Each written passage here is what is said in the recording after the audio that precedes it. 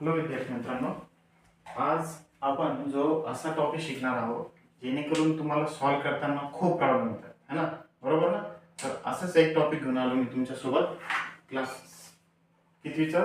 इयत्ता 7वीचा क्लास 7 स्टँडर्डचा मी तुमच्यासाठी chapter number 14 मध्ये एक्सपान्शन आहे. काय? स्क्वेअर ब्रॅकेटचं एक्सपान्शन. तर स्क्वेअर ब्रॅकेट जे आहे आपण कसं सोडवणार, एकदम शॉर्टकट ट्रिक्स तुम्हाला सांगणार आहे आम्ही. तर तुम्हाला सगळ्यांना माहीतच आहे ए प्लस बी चा स्क्वेअर काय होतो, बरोबर? याच्याद्वारे आपण काय शिकणार आहोत, एकदम लहान लहान क्वेश्चन घेऊ आणि त्याच्यासोबतच तुम्हाला जे ब्रॅकेट आहे ते कसं एक्सपांड करणार, जे ब्रॅकेट कसं तुम्ही सोडवणार हे आपण बघणार आहोत. तर काय लिहायचं, a square plus 2ab plus b चा स्क्वेअर, बरोबर? असंच आहे ना? ए प्लस बी ब्रॅकेटचा square equal to a square plus 2ab plus b चा स्क्वेअर.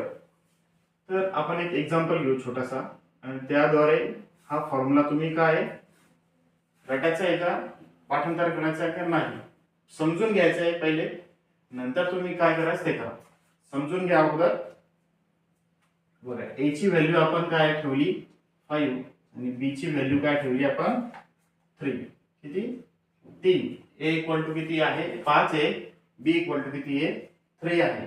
तर आपल्याला हे ए आणि बी ची जी आपल्याला माहित आहे व्हॅल्यू ती कुठे ठेवायची आपण, याच्यामध्ये किती होणार, 5 प्लस 3 चा स्क्वेअर इक्वल टू 5 चा स्क्वेअर प्लस 2 मल्टिप्लाय बाय 5 गुणिले 3 प्लस बी चा स्क्वेअर म्हणजे काय, 3 चा स्क्वेअर. किती झाले ते 8 चा स्क्वेअर इक्वल टू 5 चा स्क्वेअर किती 25 आणि किती होणार 5 3 15, 15 आणि 2 किती, 15 दुनी 30, हे झाले 15, हे झाले 2, बरोबर? हे दोघांचं 30 प्लस 3 चा स्क्वेअर किती 9. समजतंय? 5 चा स्क्वेअर 25, हे 5 3 15, 15 गुणिले 2 किती होणार 30 आणि 3 चा स्क्वेअर किती 9.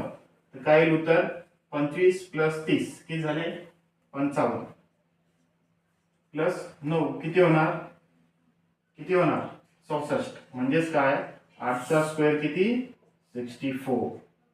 कसं वाटलं तुम्हाला शॉर्टकट ट्रिक्स? नक्की कळवा कमेंट मध्ये आणि व्हिडिओला आणि चॅनलला शेअर करा. आवडला असेल तर नक्की शेअर करा, मित्रांपर्यंत पोहोचवा.